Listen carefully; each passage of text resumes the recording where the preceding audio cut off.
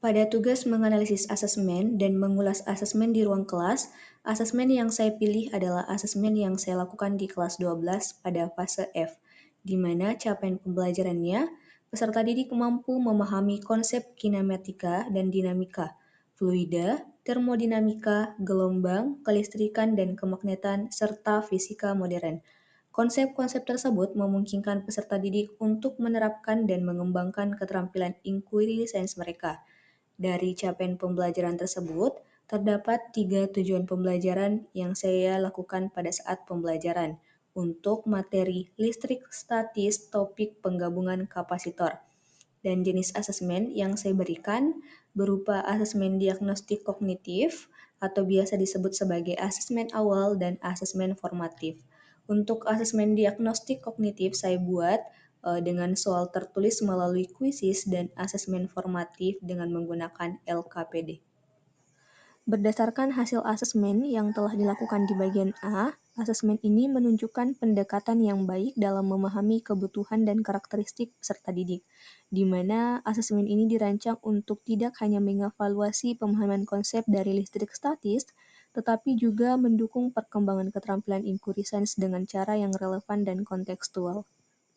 Kemudian, bagian yang menunjukkan kesesuaian dengan tahapan perkembangan peserta didik sangat jelas, terutama melalui penggunaan lembar kerja peserta didik (LKPD) dengan mempertimbangkan tahap operasional format menurut teori Piaget. LKPD dirancang untuk mendorong peserta didik berpikir abstrak dan logis. Hal ini penting untuk memfasilitasi pembelajaran yang lebih mendalam dan meningkatkan kemampuan berpikir kritis. Kemudian asesmen awal yang mengaitkan konsep kapasitor dengan situasi sehari-hari mencerminkan pemahaman yang baik terhadap lingkungan budaya peserta didik.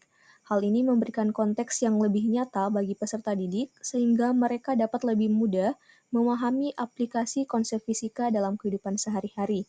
Penekanan pada relevansi ini membantu mengaitkan pengetahuan baru dengan pengalaman yang sudah ada.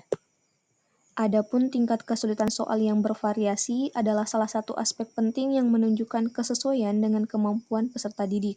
Dengan memberikan soal yang disesuaikan dengan pemahaman masing-masing, semua peserta didik dapat berpartisipasi aktif.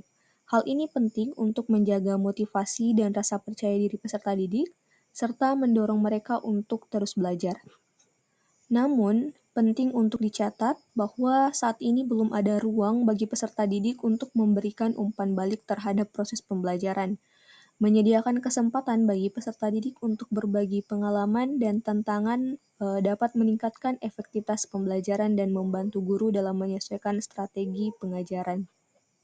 Sebagai guru, langkah yang diusulkan untuk meningkatkan efektivitas asesmen adalah dengan pendekatan diferensiasi dengan merancang soal yang mengaitkan materi dengan kehidupan sehari-hari, dan menyediakan sesi umpan balik dapat menciptakan lingkungan belajar yang lebih inklusif dan mendukung perkembangan holistik peserta didik.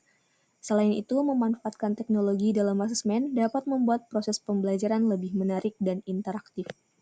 Secara keseluruhan, analisis asesmen ini menunjukkan pemahaman yang baik tentang kebutuhan peserta didik dan upaya untuk menciptakan pengalaman belajar yang bermakna. Dengan beberapa perbaikan, terutama dalam hal umpan balik dan penggunaan teknologi, asesmen ini berpotensi untuk lebih meningkatkan motivasi dan hasil akademik peserta didik.